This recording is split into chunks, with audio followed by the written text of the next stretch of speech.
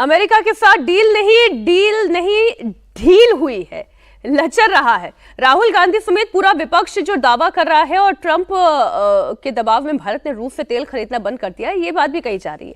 लेकिन भारत और रूस के ऑयल ट्रेड से जुड़ी हुई एक बड़ी खबर आपको दे दूं, रूसी तेल को लेकर ट्रंप के दावे की हवा खुद रूस निकाल रहा है। ट्रंप के दावे पर रूस ने यह साफ कह दिया है कि इस मुद्दे पर भारत से अभी तक कोई बातचीत हुई ही नहीं। रूस फिलहाल दिल्ली के साथ द्विपक्षीय रिश्तों को मजबूत करने में लगा हुआ है। अब आप देखें, चीन से रूस से अमेरिका, अमेरिका से फिर वापस भारत, डील हुई है या ढील हुई है?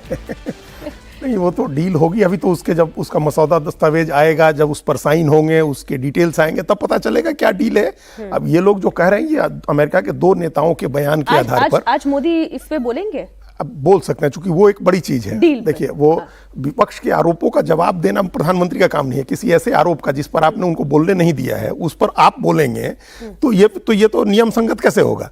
अगर नियम 349 कहता है कि आप अनपब्लिश्ड बुक से नहीं बोल सकते, हालांकि उसकी काट निकाली इन लोगों ने। उसमें एक नियम है कि आप अगर ऑथेंटिकेट करते हैं और उसके कंटेंट की जवाबदेही लेते हैं, अगर आप गलत बोलेंगे, उल्टा तो नहीं पड़ जाएगा? नहीं, हाँ, वो उल्टा अभी तक पड़ रहा है। हाँ। भाई, रक्षा मंत्री ने 11 बार खड़े होकर के लीडर ऑफ अपोजिशन को टोका और 7 बार गृह मंत्री ने टोका। ये करने की जरूरत नहीं थी। जब उन्होंने ऑथेंटिकेट कर दिया और उसके बाद लगता कि ये गलत है या नियम का उल्लंघन है, तो उनके खिलाफ विशेषाधिकार आ जाता, हाउस से उनको निलंबित किया जा सकता था। ये तो बाहर झूठ बोलने, जो अभी गिरिराज सिंह कह रहे थे कि बाहर झूठ बोलने पर आप कोई कार्रवाई नहीं कर सकते हैं, लेकिन अगर सदन में किसी आर्टिकल को ऑथेंटिकेट करने के बाद लीडर ऑफ अपोजिशन अगर झूठ बोलता है तो उन पर विशेषाधिकार लग जाएगा। तो ये करना चाहिए था। खैर, वो नहीं हुआ। प्रधानमंत्री को भी उस पर हमको नहीं लगता है कि बोलेंगे, लेकिन ये डील है। डील पर तो राष्ट्रपति के अभिभाषण में बहुत सारी चीजें कही गई हैं, वो मामला है, उस पर बोलेंगे। बहुत सारी चीजें बोलने को है।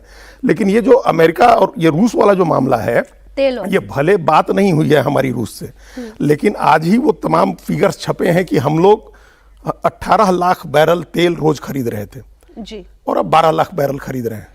तो लगभग 1/3 की कमी आई है। 6 लाख बैरल तेल लेना हम लोगों ने कम कर दिया है। अब वेनेजुएला से भी खरीदेंगे, जहां सारा तेल अमेरिकी कंपनियां बनाएंगी। अब तो अमेरिका ही चला रहा है ना, वेनेजुएला की सरकार, जो मार्को रूबियो के नेतृत्व में कमेटी बनाई है ट्रंप ने। और अमेरिका से तेल खरीदना हम लोगों ने बढ़ा दिया है। 3 लाख बैरल डेली तेल हम लोग अमेरिका से खरीद रहे हैं।